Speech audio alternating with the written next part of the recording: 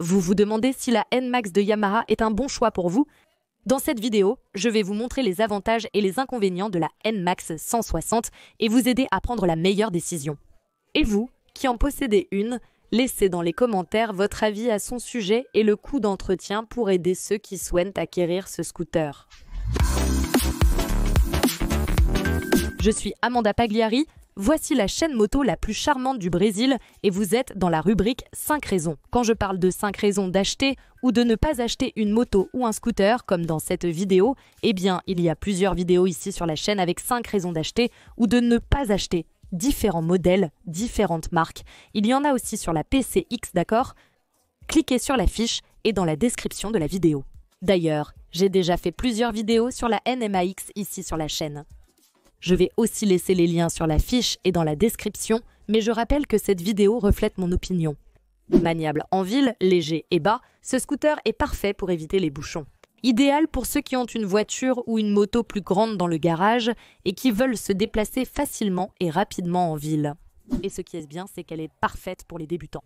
Donc, si vous n'avez pas d'expérience sur deux roues, vous pouvez commencer avec la NMAX sans problème.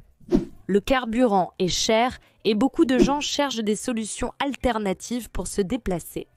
La NMAX n'est pas flex, mais il y a des témoignages de propriétaires qui ont dépassé les 40 km par litre en roulant tranquillement. Mais même dans la fourchette de 35 à 40, c'est déjà une excellente économie.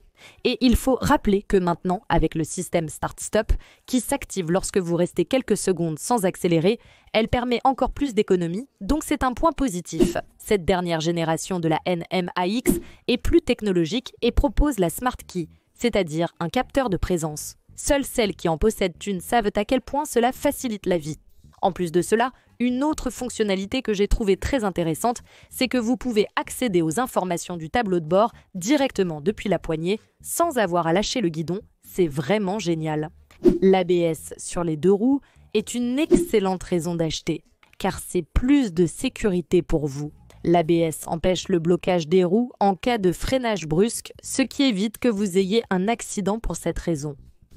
Tu as apprécié les raisons d'acheter et les avantages. Passons maintenant au point de controverse, d'accord? Les raisons de ne pas acheter, les points négatifs de la NMAX.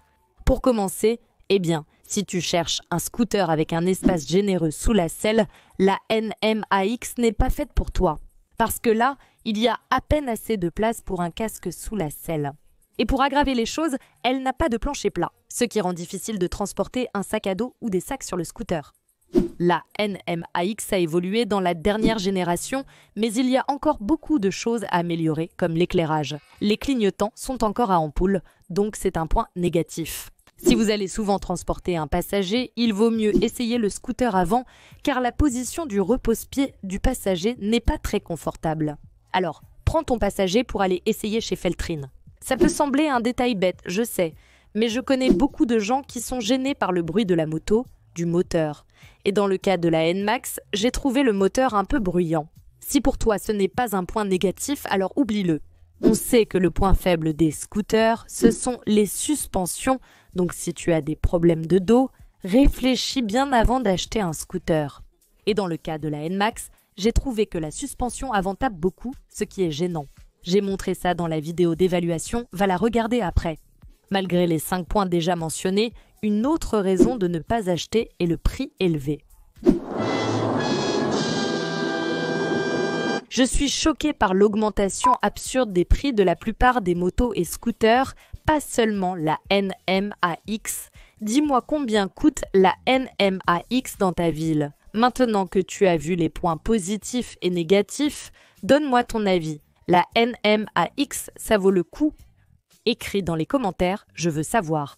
Rappelle-toi que chez Feltrim Motos, tu peux acheter la NMAX ou n'importe quelle autre moto Yamaha avec les meilleures conditions du pays.